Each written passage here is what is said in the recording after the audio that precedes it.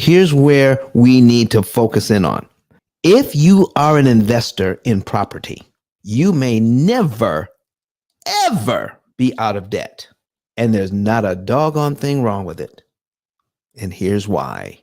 If we can put ourselves in a position to cash out refi, we can get equity much faster, much cheaper if we understand interest cancellation. 5 to 10 years sooner, we can have the equity built up at a much lower interest cost, take that money out of the property, called a cash out refi, and then invest that money in other properties.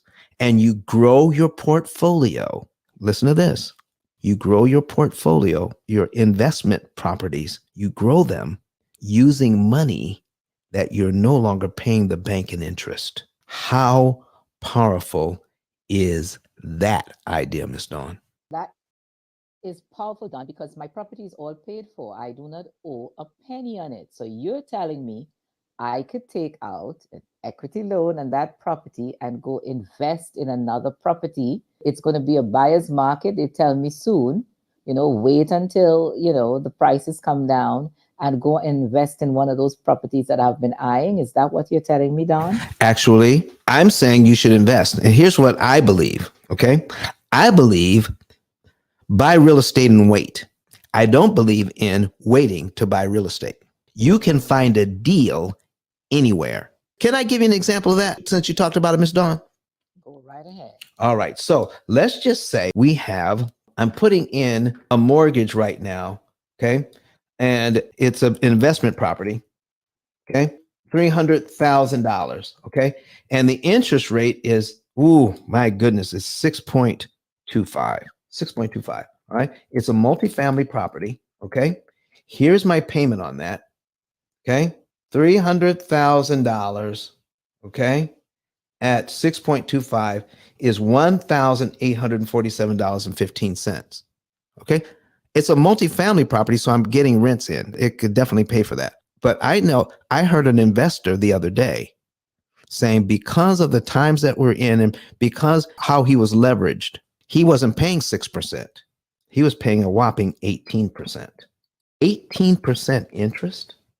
That means that the payment was $4,500 a month.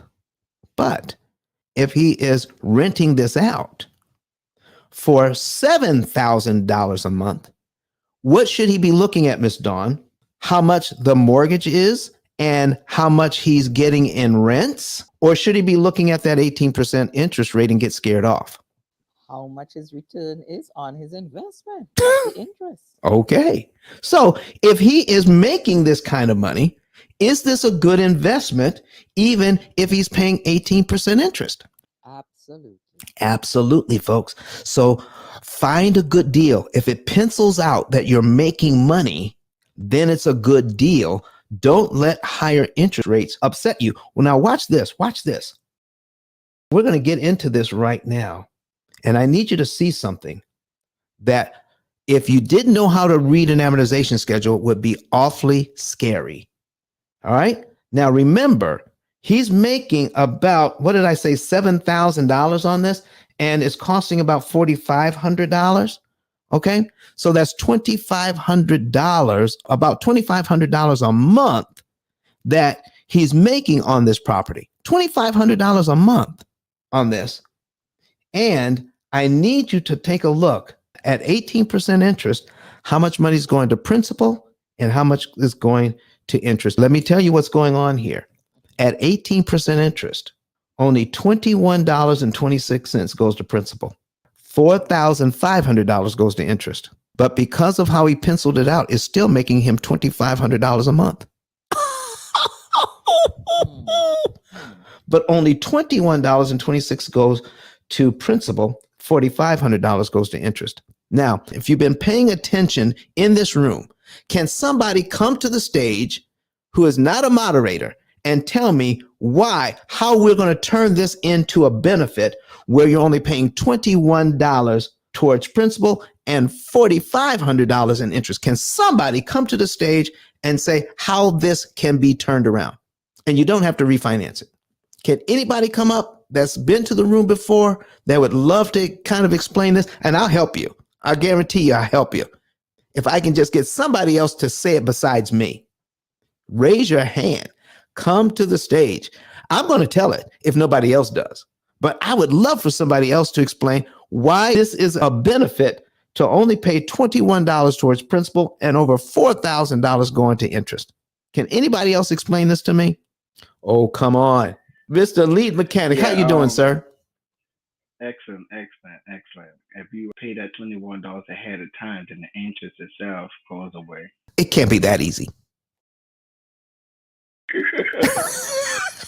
So I make this payment in the first month, right? I make the first month's payment where $21.26 goes to principal, $4,500 goes to interest, all right? And I paid the mortgage out of the rents that I'm receiving, right?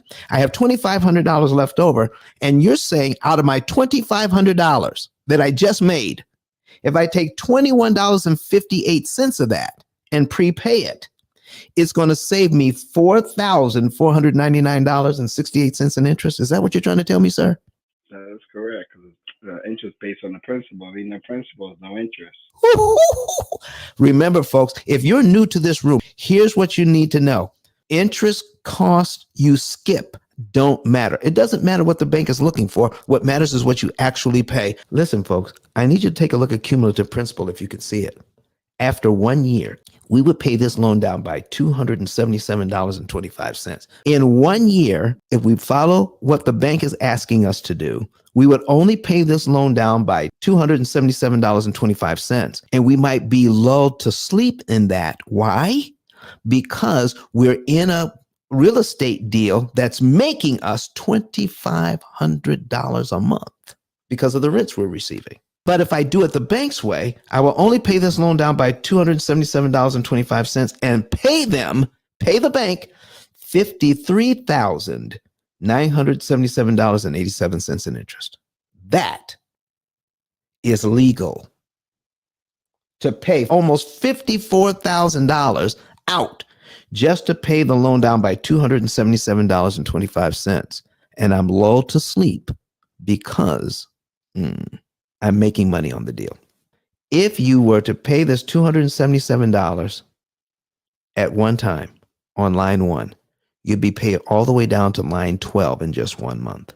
You would save $49,000 in interest. You would skip all the interest payments between line 2 and line 12 just for an extra $277.25 that you could take out of the rent money you just received and your profit for the month of $2,500. Can you imagine that? This is what we're talking about. This is what people don't know, folks. This is why I'm saying that credit card interest is way better than mortgage interest because of the cost that you pay. So when you put that money on the principal, Yeah. in certain situations, let them know, hey, this is principal payment, or do you just pay and it automatically goes to principal paying ahead of time?